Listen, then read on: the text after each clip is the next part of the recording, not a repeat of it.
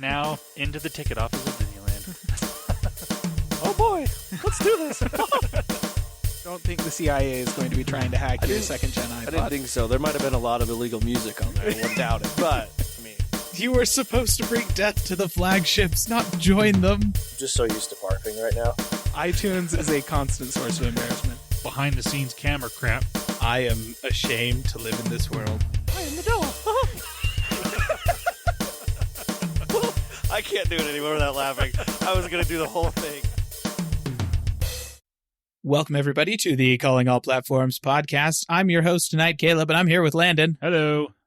And what has come to be a trend at this point, it's just us, since I'm the one who's talking at the beginning of the episode. Yes. That is how you know. I'll let you in on a secret, listener. If I am hosting, it's because Wes is not here. Poor Sap had to work. True story. So, you know, we will soldier on without him, though we may have missed some Microsoft news, because I don't have any Microsoft news. Do you have any Microsoft news? No.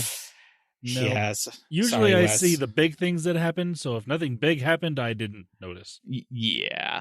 Yep. Sorry, Wes. We're slacking. We're letting you down.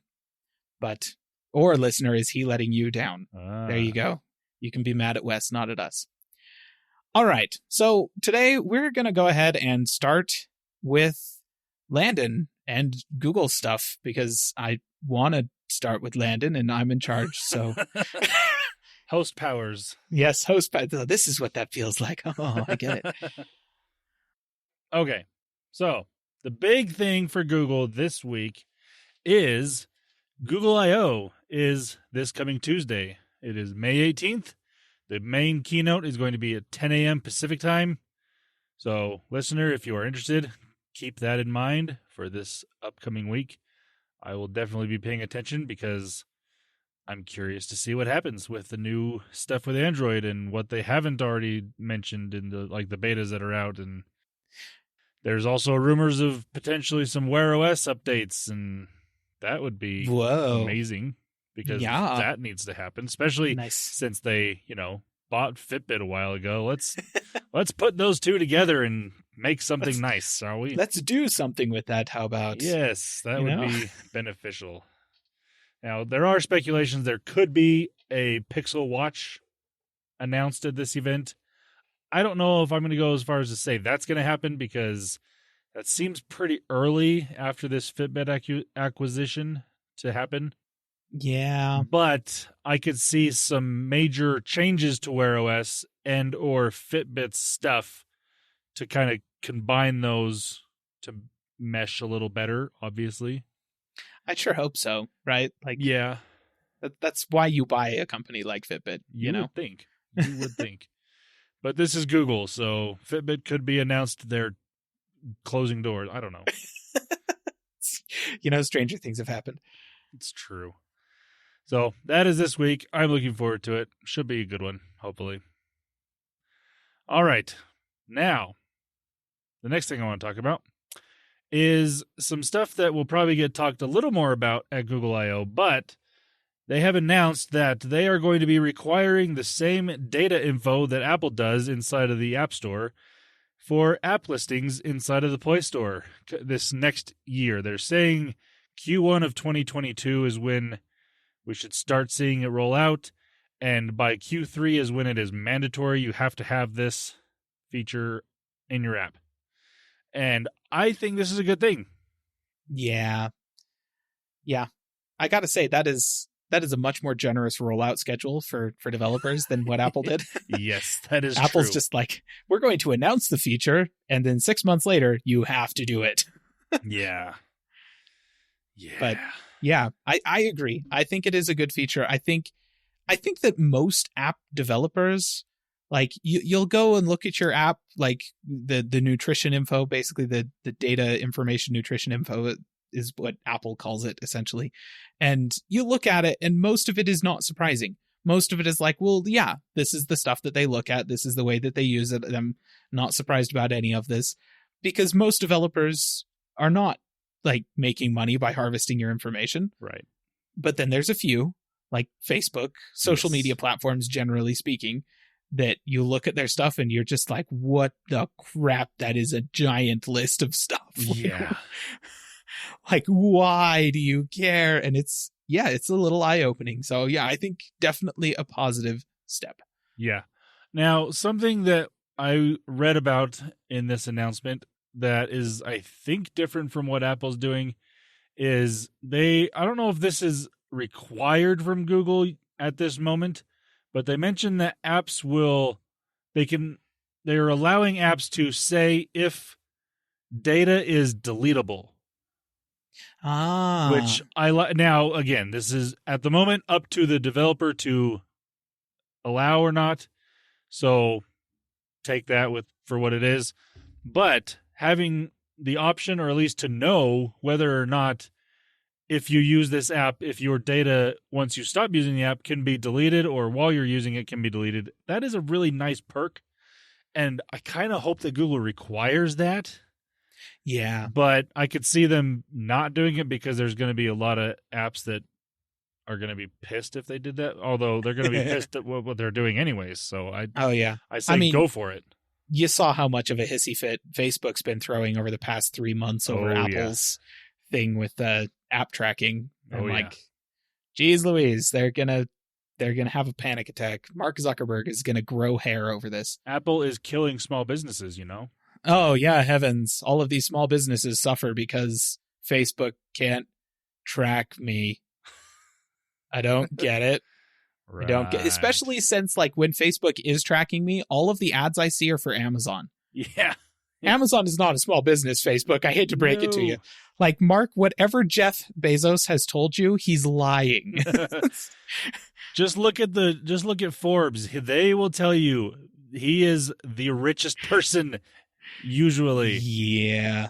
That depends on the day, but you know, if he's currently not, give it a couple hours. He will be again. Yes. It's just the way things work. Him and Elon Musk are fighting over it. And that's the thing that gets me actually about that. This is a side note of side notes, but in terms of the richest person in the world, it's Bezos and Musk currently that are just fighting over it. Yeah. And that blows my mind because Elon Musk is the head of 2 companies that by all accounts should not be able to make money. Right? like Tesla, they break even on good years, and SpaceX, maybe they're in a position where they can be profitable now, but they have been running off of just straight government grants for so long that I kind of doubt it. Like, it just, where the crap is Elon Musk getting all of this money from? Well, now that they've got the NASA contracts with SpaceX, that's where they're getting all their money. I mean, that's true. They're definitely getting a lot there. And I got to wonder if a lot of it is just because he still has stakes in eBay and PayPal. And that's it. He just invested properly and all the money keeps rolling in. Anyways, point is, they're not poor people and those are not small businesses. And Mark Zuckerberg should know that, you know, he's also in the list of the top 10 most wealthy people on the planet. Yeah. Yeah. So I like that Google is doing this. I'm sure we will hear a little more about this, maybe not in the keynote, but it will definitely be talked about during I.O. this week at some point.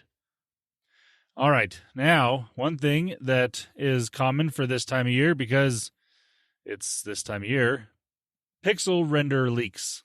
Yay. Now, surprisingly, it's not an actual phone yet because it's pixel. And that usually happens about this time of year is where the whole phone is leaked to somebody. But no, this is just a render. And it's the Pixel 6 and Pixel 6 Pro is what's being said.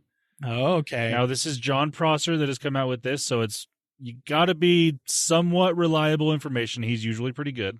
Yep. The renderings look interesting.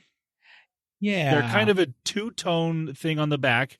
And what like separates the 2 different colors on the back is the camera bump, which is the whole width of the phone on the back, like the top, about half an inch down from the top. There's a half an inch worth of camera bump, and it takes the whole back of the phone. And it's not just, taking the back of the phone and separating the top and the bottom. No, it's an actual bump still, and the renderings make it look quite large, and that could just be bad rendering, but man. Yeah, this thing, I have a hard time with it because, like, when I first looked at it, I was like, whoa, the size of that lad. It is huge. But then I was kind of looking at it more and I'm like, actually, I kind of like it. I kind of go back and forth depending on the moment as to whether or not I think these renderings look good or bad. Yeah, I mean, I'm not a fan of the color that's on the rendering. It's like a light orange and a darker orange on the top. It's kind of, I mean, that wouldn't be the one I would buy. Yeah, no, that's fair. That's fair. But if they come in different colors, which they probably will, then it could look good. The color is what gets me on that one.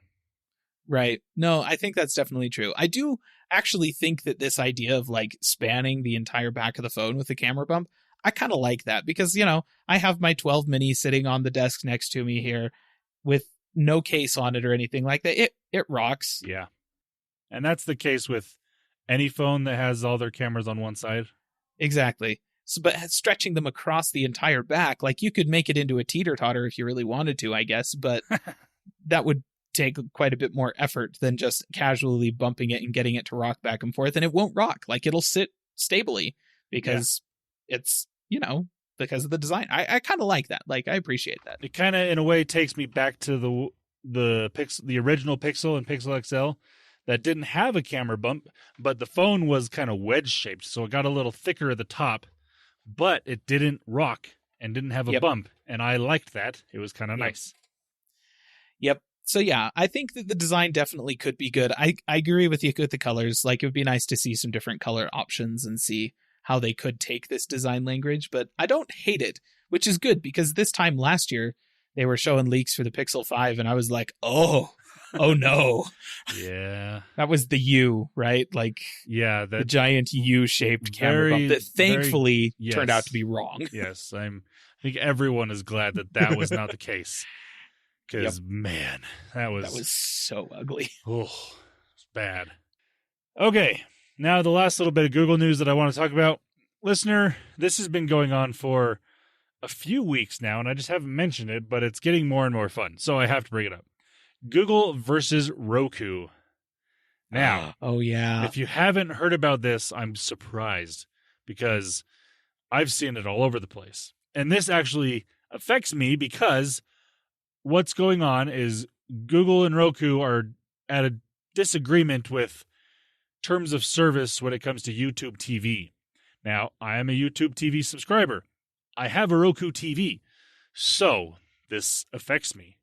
And I guess at the moment it hasn't because I still have the YouTube TV app on my TV. Now, if I were to get rid of it for some stupid reason, then it would be gone. I couldn't get it back.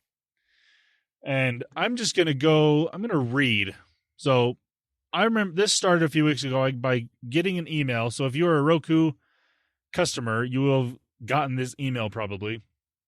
And I'm just going to read a little bit from it. And this is, like I said, from Roku to their customers. It says, ensuring a great streaming experience at an exceptional value is the core of our business.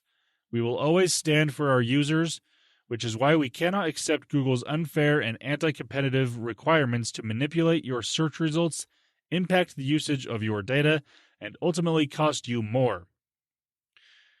While we are deeply disappointed in Google's decision to use their monopoly power to try and force terms that will directly harm streamers, we remain committed to reaching an agreement with Google that preserves your access to YouTube TV, protects your data, and ensures a level playing field for companies to compete. We encourage you to contact Google and urge them to reach an agreement to continue offering YouTube TV on Roku and to follow standard industry practices, pledging not to require access to sensitive search data or to manipulate your search results. That is from Roku, and that was the first thing that was sent out. Now, if you are also a YouTube TV subscriber, you will have gotten an email from them within a couple days of that email, because I also got that one. And I will read what Google has said about the information. It says, unfortunately, despite our best efforts, we have been unable to reach an agreement with Roku. We continue to offer Roku the opportunity to renew the YouTube TV deal under the existing reasonable terms. If you are not currently using Roku, you should not have any issues.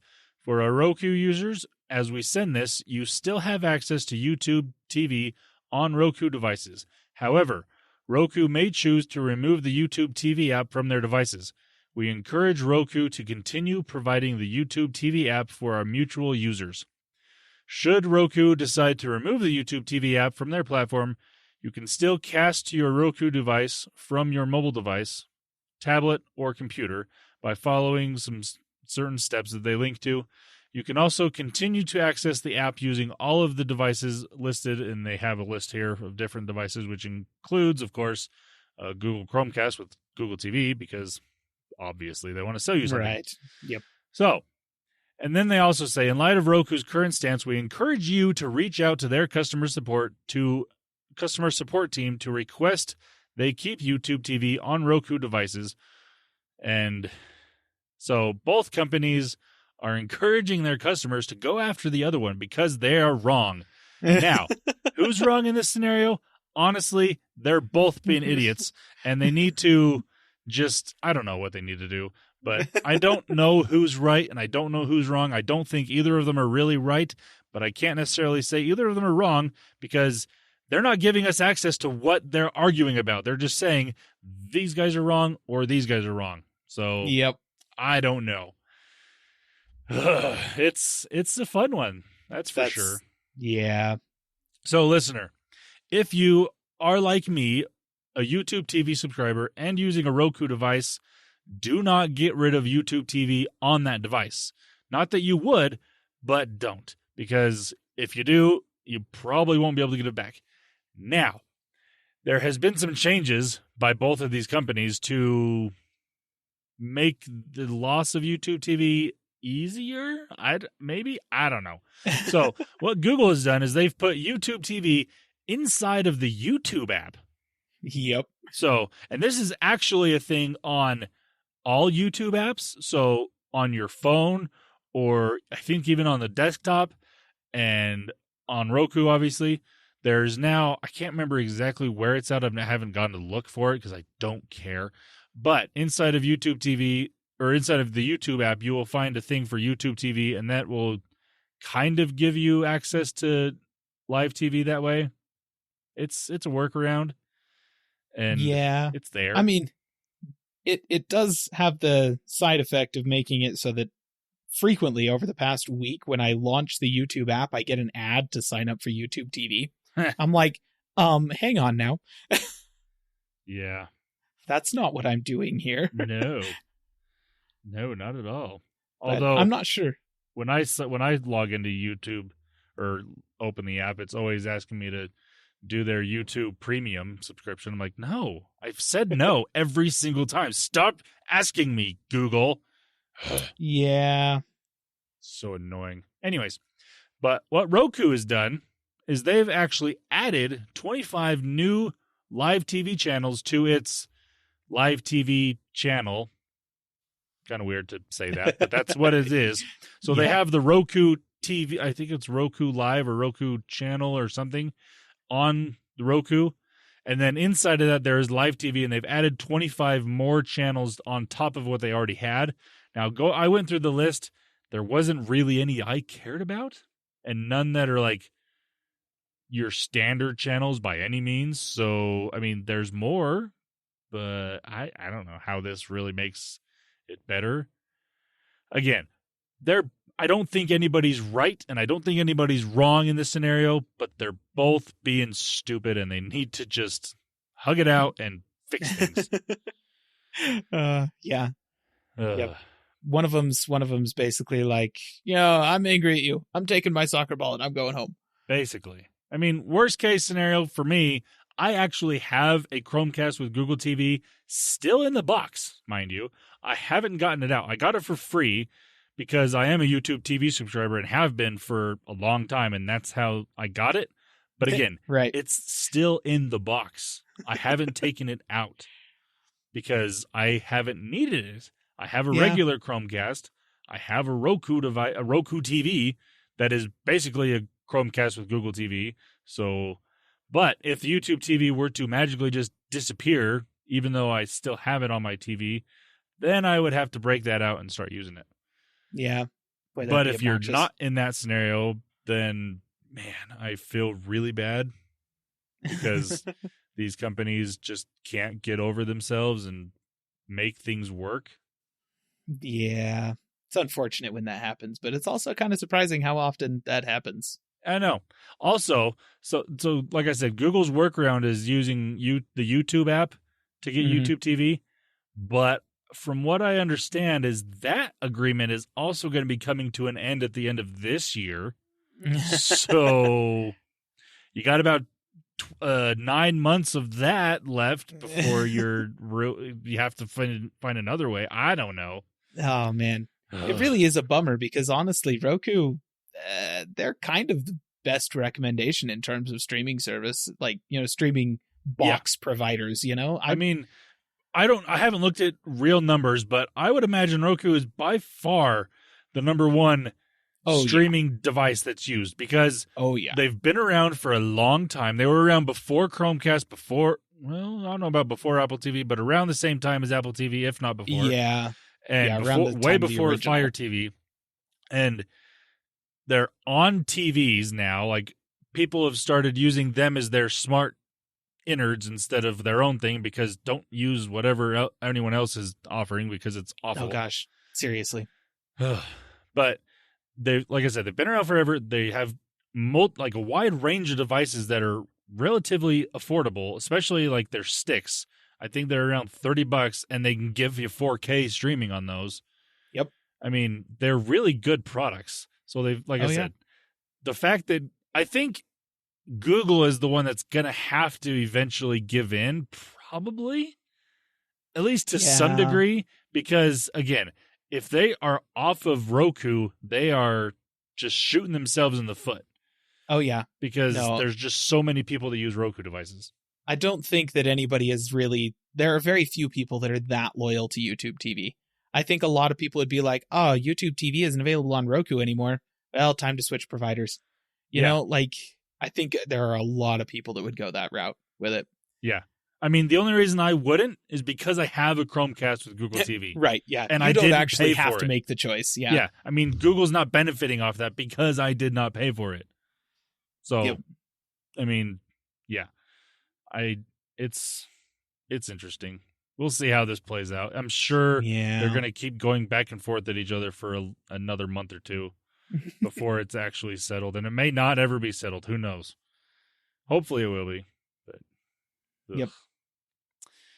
But that's all my Google news. I do have some general tech news. Actually, this is Android news, first off. So kind of Google, but not really. Tangentially related. Yeah. So Clubhouse is now available on Android. It is still invite only.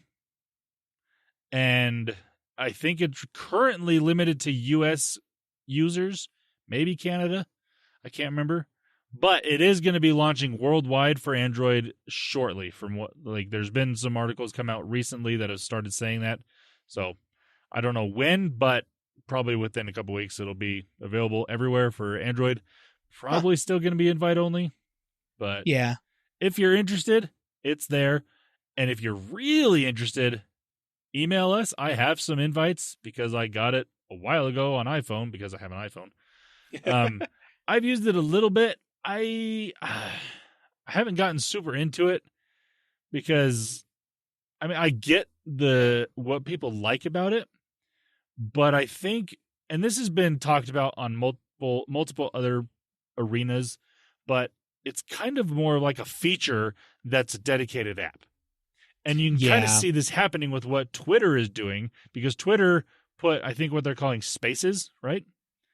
Oh, yeah. And so it's kind of like that's basically Clubhouse, but it's inside of Twitter. And it's a place where everyone already is. And it was already on Android.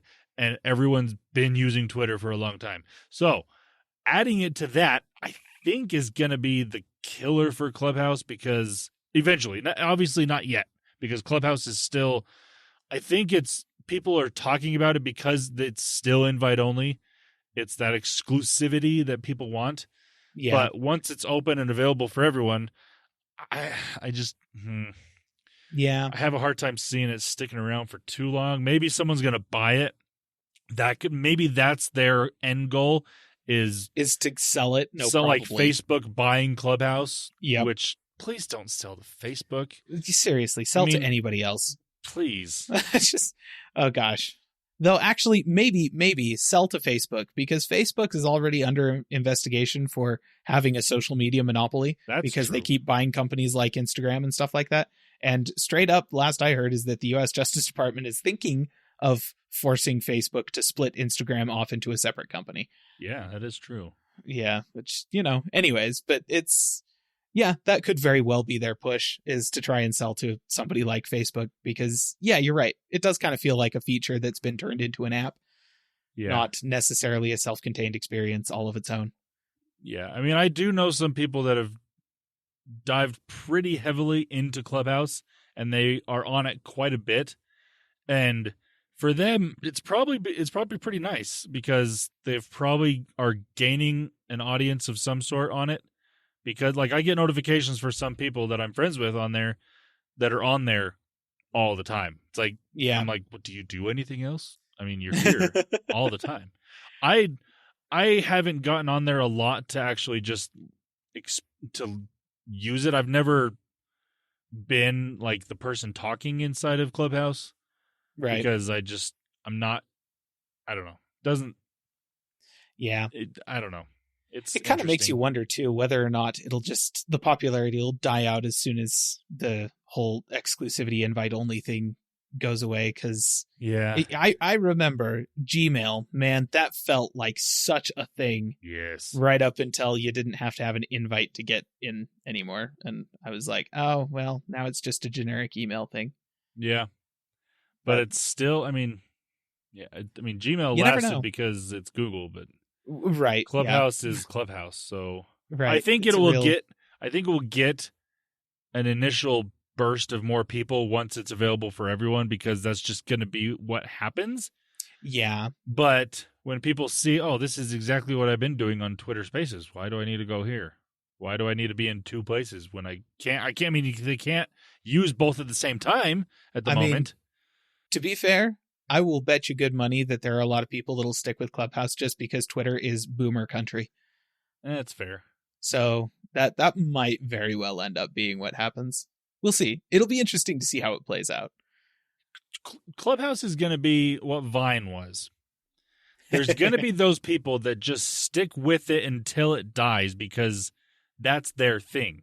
Yeah. And then eventually it's going to get bought out, or people are going to stop using it, and it will just maybe not die, but it'll be just near death for a year or 5. And those couple hundred people that are just diehard on Clubhouse are going to stay there because that's their thing. I don't know. Yeah. I mean, that being said, everybody said that about TikTok a few years back. Yeah. Well, the thing that TikTok has is their algorithm works so well. It does. That people just don't leave it. Yeah. Well, and the quality of the tools that they give to creators, like the simplification behind the video creation workflow that TikTok has built into their app for creators, makes it so that everybody can create the same tier of quality in their content. And it's, I mean, say what you will about TikTok, they're probably feeding all of your information directly to the Chinese Communist Party. But it's a pretty cool app. I mean, I've never actually downloaded TikTok, but I've gotten really into Reels on Instagram, and that's basically the exact same thing. I mean, if you look at it, if you're watching Reels, you'll see that TikTok watermark on at least half the videos that are on Instagram Reels, because people totally are making them for TikTok and posting them on Instagram because there's also audience there. Yep. And I think it's telling, though, that they're creating it on TikTok. I feel like TikTok has kind of cornered the market on the creation of these little videos. Yeah. And then they're just getting cross-posted to a bunch of other websites. Yeah. And that's the thing with Clubhouse is it doesn't have that major feature set. Literally all it is you turn on your phone, you turn the mic on, and you start talking.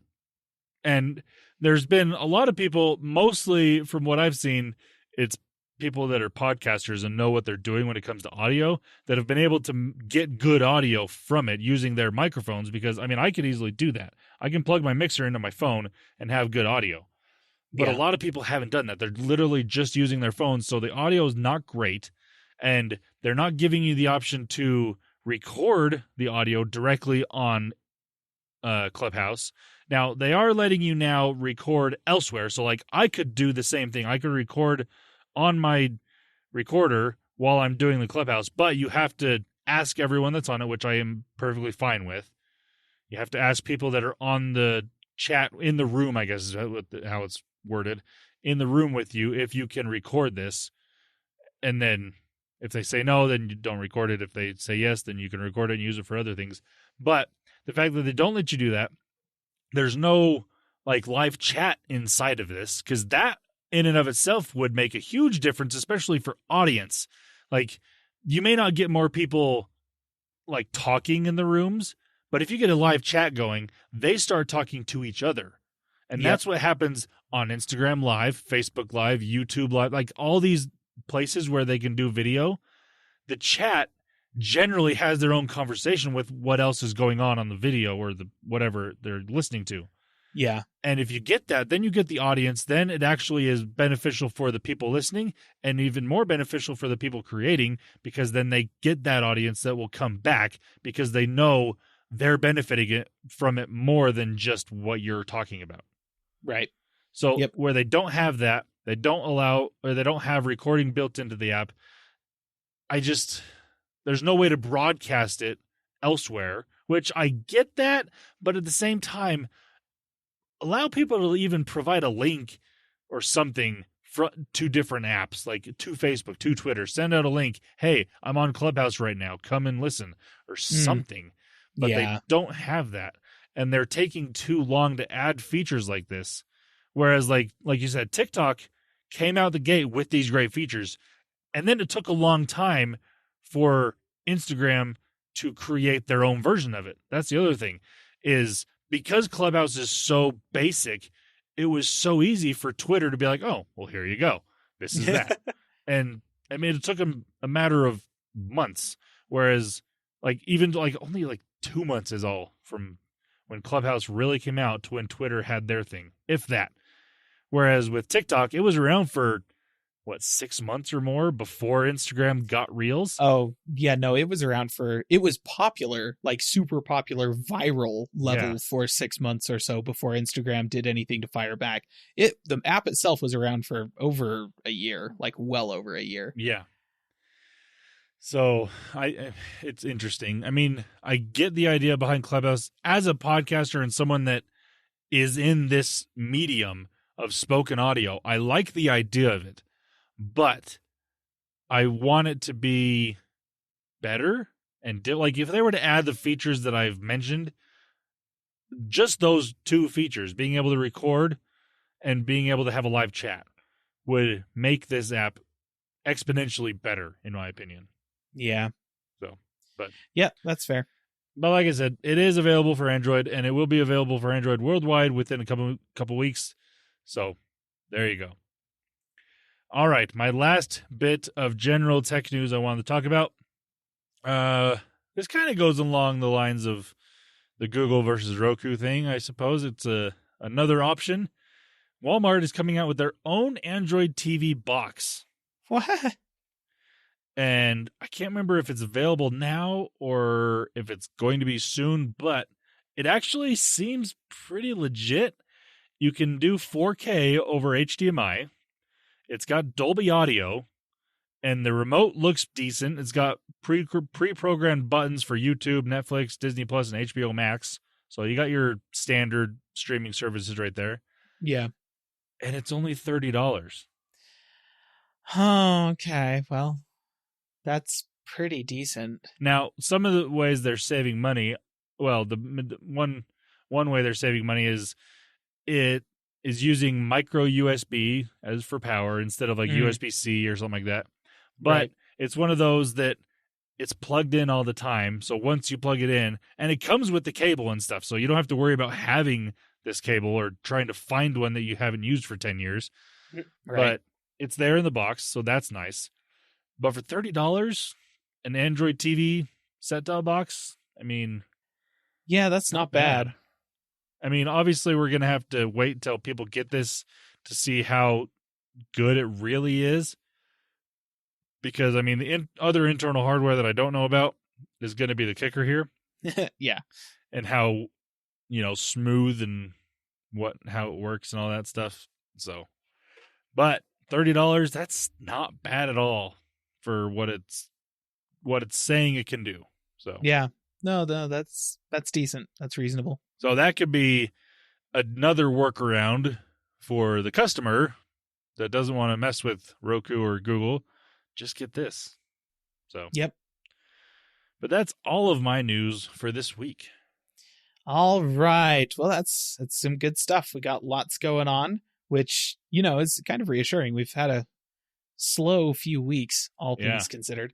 So I'll go ahead. We do have a couple of things from Apple, actually. So Apple, there have been some rumors floating around about the future of Apple's music service and what the next big thing might be for that. And Apple officially teased a special announcement regarding music today, releasing a little thing inside of the Apple Music app.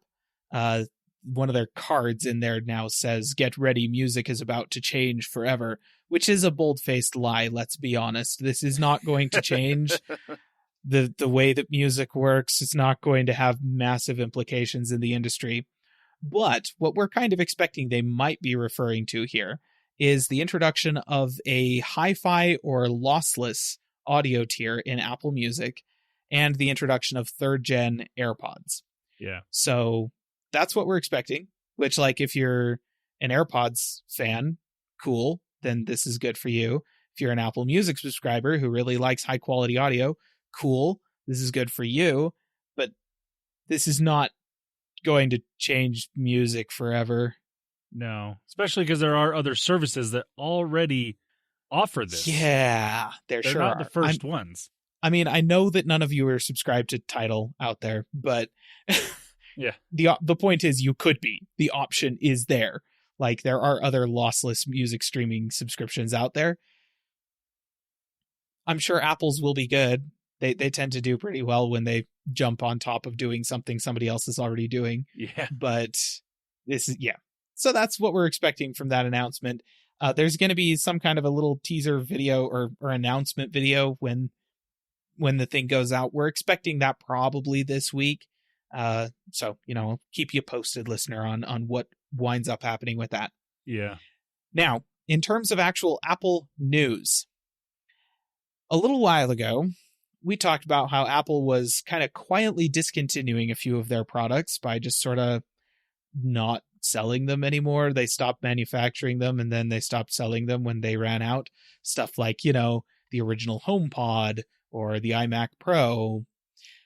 Apple is apparently also discontinuing the space gray Mac accessories that they introduced with the iMac Pro because the iMac Pro is gone, evidently. So yeah, if you really had your heart set on black keycaps on your Apple keyboard, you better go grab that space gray keyboard now, because it's going to be gone. And also, if that is you, listener, I am right there with you. I have one of their it's actually one of the plug-in numpad keyboards from back in the day, but it's got the white keycaps on it. It's a good keyboard. I like it. I like the way that these membrane keys feel. It's a very high-quality keyboard with excellent key stabilization and reasonably good travel for the size. It looks pretty sleek when it's clean, and mine is not. It's impossible to keep these things clean. If you type on them at all, they get dirty so fast. So yeah, I'm gonna miss the space gray accessories. Yeah, never even got to use them, but gosh dang it, I know what black keycaps can do for me. It would be fantastic. I'm with you. I've always liked Apple's keyboards, like their standalone keyboards. Don't get me wrong. Yes. Their laptop keyboards have been let's questionable. not talk about the butterflies. I mean, I'm lucky enough to have a 2015 MacBook Air that's got a decent keyboard on it, so I'm okay. But I mean, when I got my Mac Mini, I did not get the Apple keyboard because I didn't want to spend that kind of money for it. But I got one from Logitech that actually Apple does sell on their website, and it is the closest I've come to a keyboard that's not Apple branded that is like the Apple keyboard in both look and feel. It is really nice, but it is also white keycaps, and I wish they had a black option for it, and I wish that I could afford to get the Apple one, because the black ones, of course, cost more because Apple. Because reasons. Ugh, it's dumb. I also really want that black, space gray trackpad that they have. But man, the regular trackpad is $130. I know, and it's so expensive. The space gray one is $150 because, again, Apple. But man, I am bummed that they're getting rid of this. I wish, because they still have desktops that come. I mean, the Mac Mini still comes in space gray and like that dark color. So like that's the one that I have. That would be nice if you could get that as an option for that computer, even if they didn't sell it separately, whatever. But still give the option for when you buy the device that you can get that, because, and I'm sure when they come out with M series processors for their higher end iMacs, they're gonna like the bigger higher end iMacs aren't gonna come in the fancy colors. Unfortunately, I'm pretty sure they're gonna come in silver and dark gray, because that's Apple think pros don't like color things. I don't know, but so like maybe they're gonna come out with a new version that's, I don't know. Please don't make a new version of that keyboard. It's already really good. I don't know. I hope that they can do something like that, because, like, honestly, yes, just an Apple keyboard with black keycaps, like, frickin' please, for the love. I don't care about the mouse. Like, the trackpad is amazing. I've used their desktop trackpads before. They're fantastic. But let's be honest. If I'm going to spend that kind of money on a mouse, it's going to be on an MX Master from Logitech, because those things are just, they're like, it is like... Well, they're better just for the fact that they're ergonomically correct makes them better than the Apple mouse. But then they have the functionality behind them is 100 times better than the Apple mouse. Like that's the thing. They have the ergonomics of not a bar of soap, and they have the same amount of functionality as the multi-touch trackpad. It's like, I don't know. I've used MX Masters, and just literally within seconds of resting my hand on the mouse, it's I don't know. I cannot describe those mice and the usability of those mice in a way that is appropriate for a family-friendly podcast. So I'm just going to stop there. MX Master is what I would do if I was buying the mouse. But the keyboard, everybody's going to be like, you should go get yourself something with mechanical key switches anyways. And they come with all kinds of black key options for those. No, I am not getting a mechanical keyboard, because I'm not actually that good of a typist. Yeah. The honest truth is, a really good typist will be able to hit their maximum speed regardless of what you put in front of them for the keyboard, as long as it has good key stabilization. They'll be able to practice for maybe 10 minutes and hit their max speed. I cannot do that. I learned on low-profile membrane keyboards on laptops, and that is where I hit my top speed. I cannot hit them on high-travel mechanical keyboards. I have a mechanical keyboard. It's on my gaming PC. I use it for gaming because I want a lot of resistance with my key presses when I'm playing games, but that is it. And so I would love to have an Apple keyboard with black keycaps that is exactly the same as the keyboard I have in front of me, just with black keycaps. And I'm actually looking at it now. Maybe I should just put electrical tape over every single one of these things. I don't know. Well, then the feel is much different, though. Yeah, that's true. No, it definitely would change it. It's a real bummer. But this is, of the products they have discontinued just quietly over the past few months, this is the one I'm going to miss. Yeah, definitely. Their space gray keyboard. All right, so that's all the Apple stuff that's been going on. There's also, there's a lawsuit with Epic that has also been going on. Listener, you are correct. And here we are not talking about it. So let's talk about oil. because that's happier news. So there was that Colonial Oil Pipeline ransomware attack you may have heard about, listener. I'm not necessarily going to go into the details on that, just like the high level. You've probably already seen it in headlines. The attack caused the pipeline, one of the major pipelines that feeds oil and gasoline and stuff like that all across the East Coast, was shut down as a result of this. Now, the ransomware attack itself was on the business side of the company, not on the operations side, but they shut down operations anyways as a precaution. Reportedly, this ransomware attack, they had to pay the whatever, like $5 million or $50 million or whatever it was in order to get them to release control of the system. so that they could get things back up and going, but things are back up and going. Now, there are a few main takeaways, listener, that I want you to get from this whole experience. First of all, if you hear that something is going to shut down or run out or whatever, don't go and start hoarding it. That's just bad as a member of society in general. You're not getting ahead. You're going to end up on memes of like, boy, are these people idiots, because they had like 17 gas cans full of gas in the backseat of their car, and the whole thing exploded because, obviously gas, it's really freaking volatile. Or you were one of the idiots that filled up a plastic garbage bag with gasoline at the pump because you're a dork, or you filled up a 5-gallon bucket, not realizing the whole thing's going to evaporate off over the course of the next 6 hours, because gasoline evaporates really fast if you don't have it in a sealed container.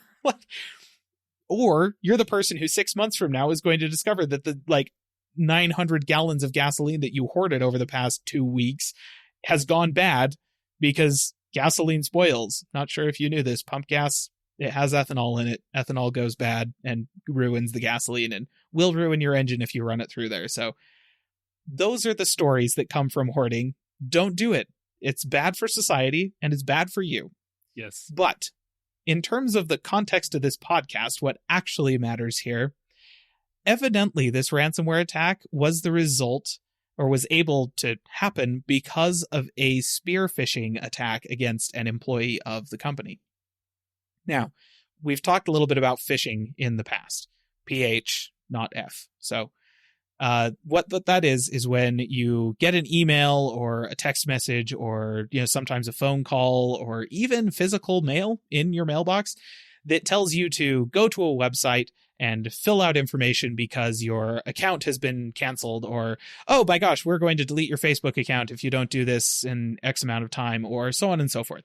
And then when you go and you sign up, you inadvertently go to a hacked website or a different website than where you wanted to go, and they will get your username and your password for your bank or even just for your social media platforms. And then they take that information and they start trying it against websites like your bank, your credit cards, so on and so forth, so that they can get money so that they can hack you. Spear phishing is more precise than just a general phishing attack, as is kind of indicated by the name. What that means is that these people with this group that launched this ransomware attack had somebody at this company that they picked specifically and said, we're going to get them. We're going to get their credentials.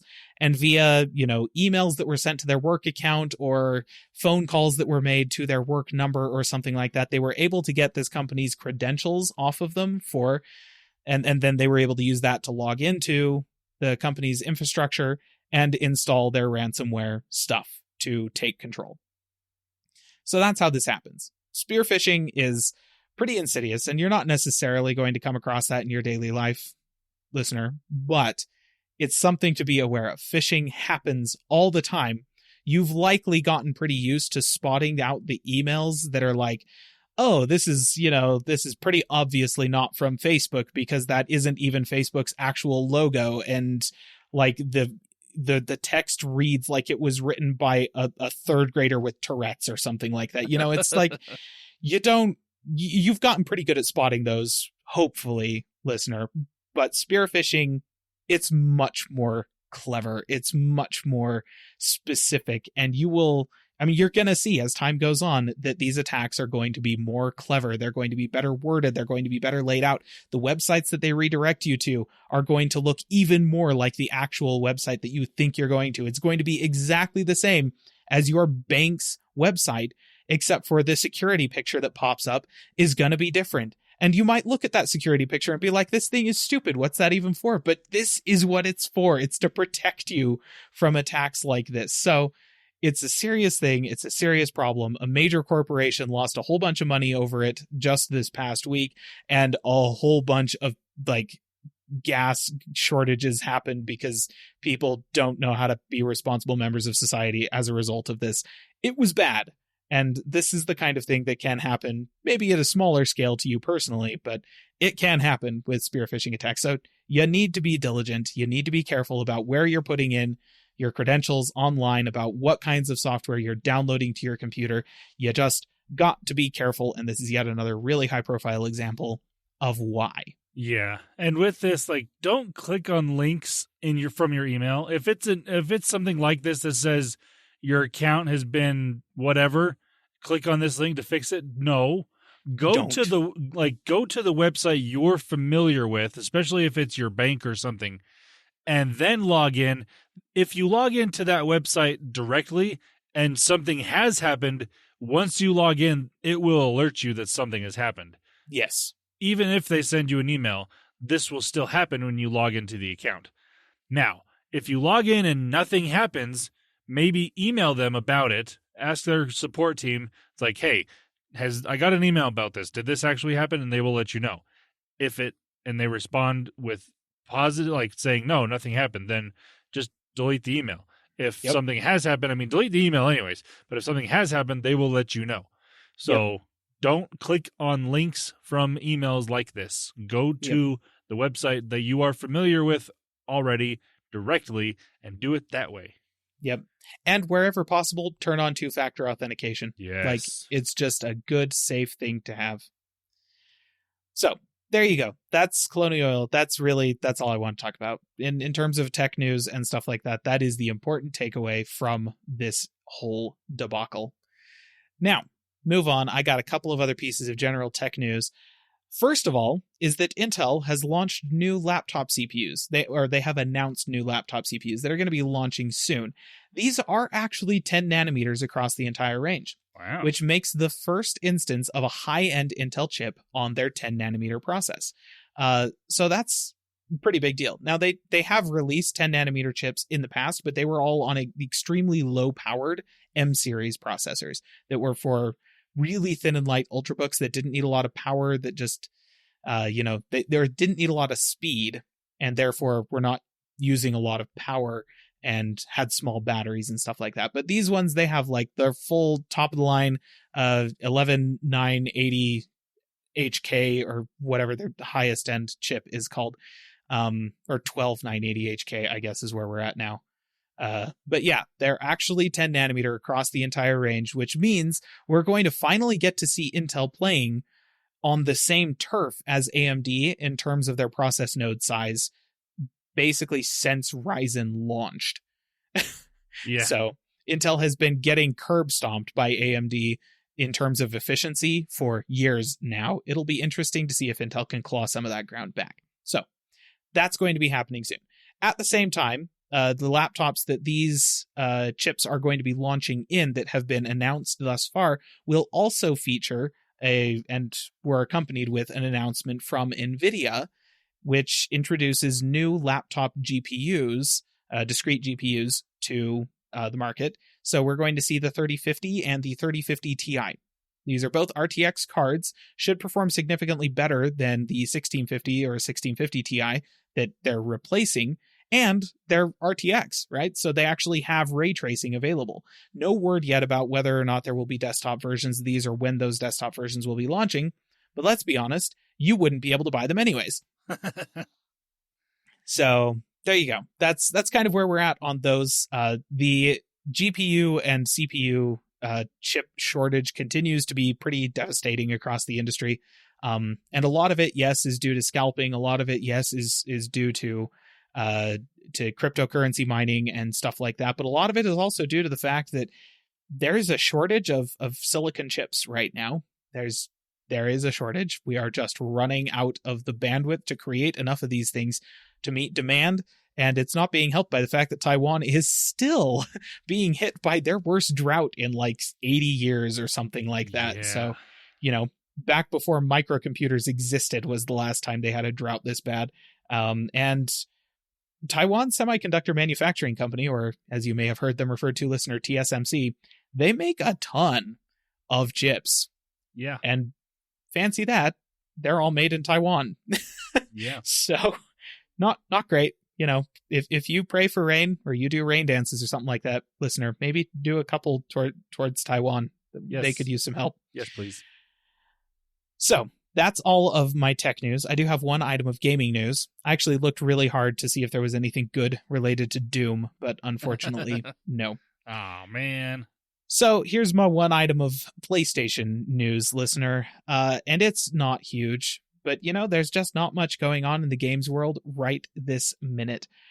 Days Gone is launching on PC. The zombie survival action game is following the example of other PS4 exclusives like Horizon Zero Dawn, has been pushed out to Steam and will be available for you to purchase on PC if you never bought a PS4. I have a PS4, and I never bought Days Gone. Quite frankly, the game didn't look that interesting to me, but I'm also not a huge fan of the genre of zombie survival games, so if you are, listener, you might care more than I would. But there you go. That's gaming news. I just had to put it in. Listener, if you made it this far hoping for a whole bunch of coverage of gaming news, I am deeply sorry. Yeah.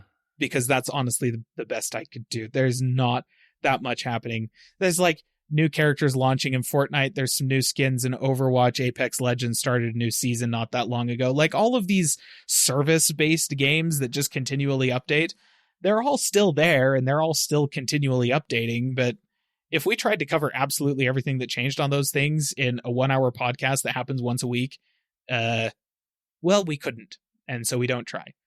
There was nothing really novel or revelatory happening in gaming this week, so that's what you get. Sorry. Yeah. There's probably not going to be any major things anyways until E3, right? At this point? At this point, we are pretty much just waiting for E3. We are just waiting for June. So give us a couple of more weeks. Hopefully we'll have something then. Yes. All right. So, Landon, do you have one more thing? No, I do not. All right. In that case, I believe that brings us to the end of our podcast for this week. Listener, we really appreciate you stopping by to spend some time with us talking about the tech news for this past week. We hope that you'll join with us in addition to praying for rain for Taiwan, also praying that Wes will have a schedule that doesn't suck occasionally and that we'll be able to hear from him a little bit more. Yeah. If you would like to get in touch with us, you can do that on our website at callingallplatforms.com. You can also send us emails at podcast@callingallplatforms.com. Is that right? Did I get that right? That is right. Okay. Whew. You can also get a hold of us on Twitter and Facebook, and you can find us on YouTube as well. We have a couple of channels over there, Calling All Platforms Tech and Calling All Platforms Gaming. And if you want to just stop by next week for more podcasts, you can do that too. Until then, see ya. Bye-bye. Calling All Platforms is a production of Supporter Sound Studios. To learn more about how you can support the podcast, go to www.patreon.com/callingallplatforms.